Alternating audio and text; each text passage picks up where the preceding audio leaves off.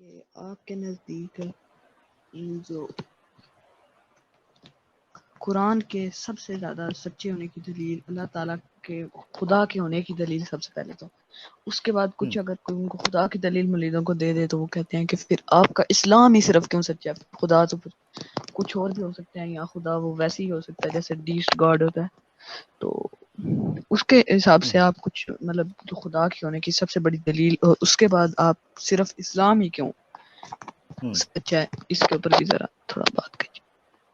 اچھا یہ سوال جو ہیں یہ پوری ڈیٹیل گفتگو مانگتے ہیں کیونکہ مختلف پہلوؤں سے ہوگی. تو میں آپ کو سمجھانے کے لیے آپ کے ایج کو سامنے رکھتے ہوئے اور جو آپ سے ریلیٹڈ لوگ ہیں اور یہ کوشش کرتے ہوئے کہ اس کو مختصر رکھیں کیونکہ آپ کے پاس بھی وقت کم ہے, صبح آپ نے جانا ہے, میں بھی کوشش کر رہا ہوں کہ اس کو مختصر رکھوں, مگر کوشش یہ کروں گا کہ جملہ پہلوؤں کو ٹچ کرتا چلا جاؤں, یعنی جو ایسپیکٹس اس حوالے سے امپورٹنٹ ہیں ان کو میں ٹچ کرتا چلا جاؤں. قرآن کے سب سے سچا ہونے کی دلیل ایک تو داخلی ہے اور ایک خارجی. داخلی سے مراد یہ ہے کہ انٹرنل ایویڈنس اور ایک ہے ایکسٹرنل ایویڈنس. قرآن کے سب سے زیادہ سچا ہونے کی انٹرنل ایویڈنس جو قرآن نے دیا ہے وہ اپنے بارے میں کہتا ہے کہ افلا یتدبرون القرآن ولو کان من عند غیر اللہ لوجدوا فیہ اختلافا کثیرا. قرآن جو کہتا ہے نا اپنے بارے میں کہ مجھے اگر آپ نے چیک کرنا ہے تو اس کا کوئی کانٹرڈکشن دکھاؤ. کانٹرڈکشن جو ہوتے ہیں وہ دو قسم کے ہیں بنیادی طور, ایک سیلف کانٹرڈکٹری ہونا اور ایک ہے کسی اسٹیبلش فیکٹ کے ساتھ کانٹرڈکٹ کرنا. مثال کے طور پر سیلف کانٹرڈکٹری کا مطلب کیا ہے کہ قرآن اپنے ہی کسی مضمون میں اپنے ساتھ ٹکرا جائے اور وہ قابل تطبیق نہ ہو. قابل تطبیق کا مطلب ہے کہ وہ کانٹرڈکشن سالویبل نہ ہو, اس کا سلوشن نہ نکل سکے. ایسا واضح اور ایسا ایویڈنٹ اور ایسا فاش تضاد ہو قرآن کے اندر, وہ رد کر دے کہ قرآن ایک جگہ پر یہ کہہ رہا ہے اور دوسری جگہ پر یہ کہہ رہا ہے. اس کو کہتے ہیں انٹرنل کانٹرڈکشن کوئی ثابت کرے. تو وہ اگر کوئی ثابت کر سکتا ہے تو ہم کہہ دیں گے کہ قرآن اللہ کی طرف سے نہیں ہے, اور مجھے یہ حق قرآن نے دیا ہے. قرآن کہتا ہے کہ اگر یہ اللہ کی طرف سے نہ ہوتا تو اس میں اختلاف پایا جاتا, تضاد پایا جاتا. اگر مجھے کوئی تضاد دکھا دے اور اس میں کانٹرڈکشن کی وہ تمام کنڈیشنز پائی جاتی ہوں جو ماڈرن ڈے لاجک کے اندر موجود ہیں اور کانٹرڈکشن کے اندر ہونی چاہیے, اور میں ان کانٹرڈکشن کو حل نہ کر سکوں تو میں قرآن کو اللہ کی کتاب ماننے سے انکار کر دوں گا, اور میرے پاس اس کا جواز قرآن سے ملتا ہے کھلے الفاظ. مجھے کوئی ضرورت نہیں ہے پھر قرآن کو اللہ کی کتاب ماننے کی, وہ قرآن خود کہتا ہے. دوسرا طریقہ یہ ہے کہ آپ ایکسٹرنل کانٹرڈکشن ثابت کریں اسٹیبلش فیکٹ کے ساتھ. اسٹیبلش فیکٹ اس وقت جس ماڈرن ڈے ٹائم میں ہم جی رہے ہیں وہ ہے سائنٹیفک نالج. سائنٹیفک نالج جب میں یہ کہتا ہوں تو اس کو مکس نہیں کرنا چاہیے سائنٹیسزم کے ساتھ اور سائنٹیفک ایویڈنٹ اسٹیبلش فیکٹ کے ساتھ. دو چیزوں میں فرق ہے. سائنٹیسزم یا پوزیٹزم کہا جاتا ہے کہ آپ ہر چیز کو تجربے اور مشاہدے کی بنیاد کے اوپر پرکھیں, چاہے وہ آپ کا انفرادی ہی کیوں نہ ہو. ہاں آپ اس کو غلط اور صحیح ثابت کر سکتے ہیں, ٹھیک ہے وہ, اور پھر آپ ہر چیز کو یعنی تاریخ کو بھی سائنٹیسزم پر پرکھیں, آپ سائیکالوجی کو بھی سائنس کی بنیاد کے اوپر پرکھیں,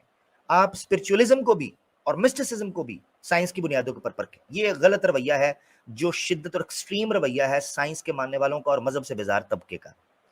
اچھا میں جس کی بات کر رہا ہوں سائنس کے اسٹیبلش فیکٹ ہیں. مثال کے طور پر سائنس کہتی ہے کہ سورج جو ہے وہ بھی گھوم رہا ہے, زمین بھی اپنے آربٹ اور اپنے ریڈار کے اندر گھوم رہی ہے, ریوالو اور روٹیٹ کر رہی ہے. تو قرآن کچھ اور اس کے بدلے کہے, قرآن کہے کہ نہیں یہ گھوم نہیں رہی ہے, کھڑی ہے, ساکن ہے. زمین کہہ رہی ہے کہ یہ سفیریکل کروی شیپ کے اندر ہے, سائنس کہتی ہے اسٹیبلش فیکٹ. تو قرآن یہ کہہ رہا ہو کہ زمین فلیٹ ہے, ٹھیک ہے میں ماننے سے انکار کر دوں گا, مگر شرط میری یہ ہے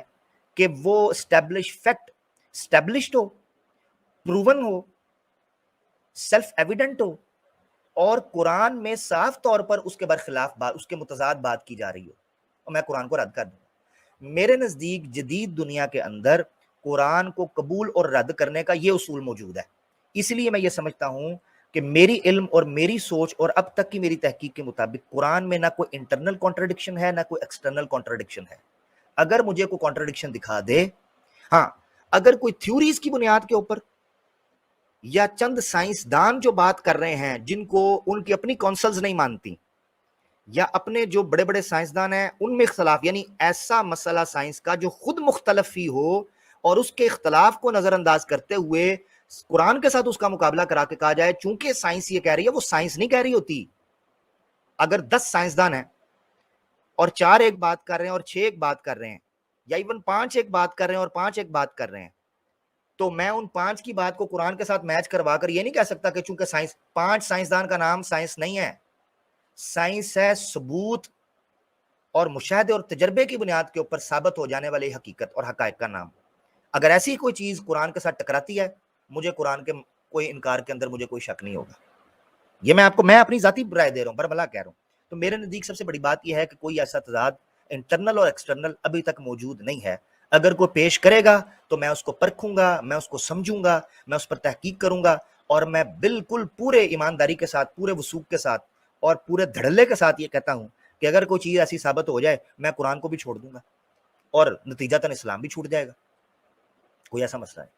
ایک چیز، اب یہ میری رائے ہے، باقی آپ کے پاس اگر کوئی ہو تو مجھے چیک کرنے کے لیے آپ دے دینا، ایسی کوئی بات نہیں۔ دوسری بات آپ نے کی خدا کے ہونے کی سب سے بڑی دلیل کیا ہے؟ خدا کے ہونے کی قرآن میں اس ترتیب سے لکھا ہے جس ترتیب سے آپ نے بولا ہے، کیونکہ بعد میں آپ نے پھر اس کو چینج کیا تھا، میں ساتھ ساتھ لکھ رہا تھا تو میں نے وہ لکھ لیا جیسے جیسے آپ نے بولا ہے۔ قرآن کے سچا ہونے کی دلیل، اب خدا کے ہونے کی دلیل، پھر اسلام آئے گا۔ خدا کے سب سے بڑا ہونے کی دلیل یہ ہے،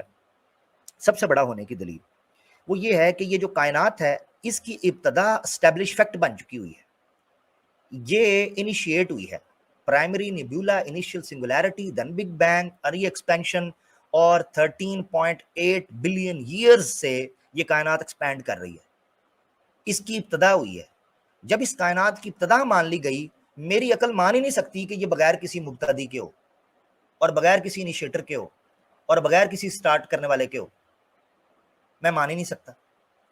اب یہ الگ بحث ہے کہ جب میں خالق یا خدا یا الہ کے ہونے کی بات کرتا ہوں تو اس کی تفصیل کیا ہے، مگر ابھی فی نفسی ہی مسئلہ یہ ہے کہ آیا خالق ہے یا نہیں، تو سب سے بڑی دلیل کیا ہے؟ میرے لیے سب سے بڑی دلیل یہ ہے کہ خود سائنس متفقہ طور پر، خود ملحدین بھی چیخ چیخ کر یہ کہہ رہے ہوتے ہیں کہ بگ بینگ ہوا ہے، ایکسپینشن ہو رہی ہے، انیشیل سنگولیرٹی سے اس کا آغاز ہوا ہے۔ اسٹیفن ہاکنگ نے اپنی کتاب گرینڈ ڈیزائن میں لکھا ہے، ڈاکنز اس کی بات کرتا ہے، ٹھیک ہے، بڑے بڑے لوگ جو ہیں، سیم ہیرس کہہ لیں اور وٹ ناٹ، جو بھی آپ بڑے بڑے یہ فلاسفرز اور ایتھیسٹ ہیں، وہ سارے یہ بات کرتے ہیں۔ جب میں یہ کہتا ہوں کہ آپ لوگ خود یہ کہہ رہے ہو کہ اس کی ابتدا ہوئی ہے، تو میں کیسے مان لوں کہ اس کی شروع، میں نے دنیا کے اندر جتنے کام ہوتے دیکھے ان کی شروعات دیکھی ہے، میں نے کوئی ایسا کام نہیں دیکھا، چاہے وہ، اچھا پھر یہ بھی چیز رکھ لیں، ایتھیسٹ یہاں کہیں گے نہیں جی کتنی چیزیں ہو رہی ہیں خود بخود ڈیکمپوز چیزیں ہو رہی ہوتی ہیں، وہ لا کے اندر ہو رہی ہیں نا، میں لا سے باہر کی بات کر رہا ہوں، ٹھیک ہے نا۔ تو خود بخود جو چیزیں جن کے انیشیٹ ہو رہی ہیں ان کے اندر بھی میں بیک اینڈ کے اوپر کو فورس دیکھتا ہوں۔ اب ان کا یہ اعتراض، ایتھیسٹ جو ہیں وہ یہ اعتراض کر سکتے ہیں کہ یہ ضروری تو نہیں ہے کہ جس چیز کو کوئی شروع کرے تو وہ کانشیس بھی ہو، وہ آرگنائز بھی ہو، وہ ڈسپلن بھی ہو، وہ یہ بات کرنے کی کوشش کرتے ہیں۔ مجھے اس سے کوئی اعتراض ہی نہیں ہے، وہ آگے ڈیٹیل ہے، میں اس طرف جاتا ہی نہیں، مجھے اس سے کوئی اعتراض نہیں ہے۔ میرا صرف سوال یہ ہے، یا میرا دلیل یہ ہے کہ اس کائنات کا کوئی شروع کرنے والا ہے، اور آپ یہ مان چکے ہیں جب اس کا کوئی شروع کرنے والا ہے تو میں، یعنی کائنات شروع ہوئی ہے، سوری ایتھیسٹ کہیں یہ کہیں گے یہ ورڈز کو ٹویسٹ کر رہے ہیں، ایتھیسٹ یہ کہتے ہیں یا سائنس یہ کہتی ہے کہ اس کائنات کی شروعات ہے۔ آپ شروعات تو مانتے ہیں، اگر میں یہ کہوں اس کا کوئی شروع کرنے والا ہے تو آپ فٹافٹ چیخنا شروع کر دیتے ہیں، یعنی ایک طرف آپ یہ مان رہے ہیں کہ یہ شروع ہو رہی ہے، مگر جب میں کہتا ہوں کہ شروع کرنے والا کوئی ہے تو ساتھ ہی آپ میرا گریبان پکڑ لیتے ہیں، یہ کیوں کہا ہے، یہ کیوں کہا ہے، تو آپ کیوں کہتے ہو شروع ہوئی ہے؟ یعنی جس چیز کو شروع کیا جائے، عقل عمومی طور پر، عقل بدیہی طور پر یہ سوال ہمیں یا اس کے نتیجہ نکال لیتی ہے اس کا کوئی شروع کرنے والا ہے۔ اب مثال کے طور پر میں ایک گھر کو دیکھوں جو گھر بنا ہوا ہے، تو آپ مجھے کہیں کہ یہ گھر جو ہے نا، یہ اس کی باہر تختی لگی ہو، یہ گھر یا بلڈنگ شروع ہوئی تھی 2015 کے اندر، اور یہ پورے کا پورا مال اور یہ پلازا جو ہے اور یہ ٹاور جو ہے کمپلیٹ ہوا ہے 2021 کے اندر، اور میں، آپ یہ لکھیں وہاں پر، اور جب میں یہ کہہ دوں کہ اس کی شروعات جو ہے نا یہ کسی نے کی ہے، کسی نے تو بنیاد ڈالی تھی، تو آپ میرا گریبان پکڑ لیں، تم اپنی طرف سے کہنا شروع کر دیا ہے کہ اس کی شروعات ہوئی ہے یا اس کا کوئی شروع کرنے والا ہے۔ بھائی آپ کہتے ہو شروع ہوئی ہے تو میں شروع کرنے والا کہہ رہا ہوں۔ اچھا خیر، یہ ہو گئی آپ کی خدا کے والے سے دلیل۔ مائک میوٹ میں آپ کا کر رہا ہوں، جب آپ نے دوبارہ بولنا ہوگا تو آپ اپنا مائک ان میوٹ کر لیجیے گا، وہ آواز ایکو ہو رہی تھی۔ اچھا اب آپ نے کہا اسلام کا سچا ہونے کی دلیل، اسلام کے سچا ہونے کی دلیل کیا ہے؟ سب سے بڑی میرے نزدیک کیا ہے؟ میں اسلام کو مذہب نہیں سمجھتا، میں اسلام کو دین سمجھتا ہوں، ٹھیک ہے۔ جب میں اسلام کو دین سمجھتا ہوں تو میں اس کا کمپیریزن دوسرے ادیان کے ساتھ کرواتا ہوں، دوسرے سسٹمز کے ساتھ کرواتا ہوں۔ جب بھی میں نے اسلام کا کمپیریزن دوسرے سسٹمز کے ساتھ کروایا ہے، مذہب کے ساتھ نہیں، مذہب بہت پیچھے رہ جاتے ہیں، ہندوازم ہے، کرسچینٹی ہے، جوڈائزم ہے، بدھزم ہے، سکھزم ہے، تاؤزم ہے، جینزم ہے، جتنے ازمز ہیں، ٹھیک ہے، وہ سارے پیچھے رہ جاتے ہیں۔ تو جب میں اسلام کو ایک سسٹم کے طور پر، عملی پریکٹیکل سسٹم کے طور پر، جس میں سوشل، اکانومیکل، پولیٹیکل، جوڈیشل، ہر قسم کا سسٹم موجود ہے، تو جب میں اس کا مقابلہ کرواتا ہوں تو مجھے اسلام کا نظام بہتر معلوم ہوتا ہے۔ یہ جب آپ موقع پر کبھی آپ کو لگا کہ آپ مجھ سے تفصیل جاننا چاہتے ہیں تو آپ کیجئے گا، میں آپ کو تقابلی جائزہ کروا کے بتا دوں گا کہ کیا مسئلے مسائل ہیں ان کے اندر، اور کن جگہوں پر جذبات سے کام لیا گیا ہے، ان کیپٹلزم یا سوشلزم میں یا سیکولرزم میں یا ڈیموکریسی کے اس فارم کے اندر جو ویسٹرن ڈیموکریسی ہے ان کے اندر، یا فیمنزم ہے یا لبرلزم ہے، جتنے بھی ازمز اس وقت چل رہے ہیں، ایون ایتھزم بھی،